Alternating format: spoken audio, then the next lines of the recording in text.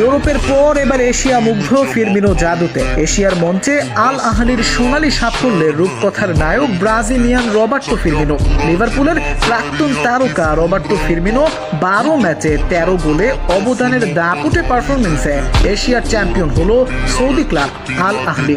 Asian champions league খ্যাত AFC champions league 2024-25 সিজনের শুরু থেকেই ব্রাজিলিয়ান সাম্বা ফুটবলের সূচনা দেখাতে থাকেন প্রাক্তন ব্রাজিলিয়ান ফিরমিনো। সেমিফাইনালে নেইমার জুনিয়রের সাবেক ক্লাব আল হিলালের বিপক্ষে মাত্র 9 মিনিটে গোল করেই দলকে ফাইনালে নিয়ে যাওয়ার অন্যতম অবদান ছিল এই ব্রাজিলিয়ান ফরওয়ার্ডের। আর ফাইনালে জাপানিজ ক্লাব কাওয়াসাকি ফ্রন্টেলের বিপক্ষে 2-0 গোল ব্যবধানে জয়ের ম্যাচে রবার্টো ফিরমিনো 2টি অ্যাসিস্ট করে দলের জয়ে গুরুত্বপূর্ণ ভূমিকা রাখেন। ফিরমিনোর এই পারফরমেন্স আল আহলিকে তাদের প্রথম এএফসি চ্যাম্পিয়ন্স লিগ শিরোপা এনে দিয়েছে। এই সেলেসাও তারকার অভিজ্ঞতা ও নেতৃত্ব গুণ দলের আক্রমণ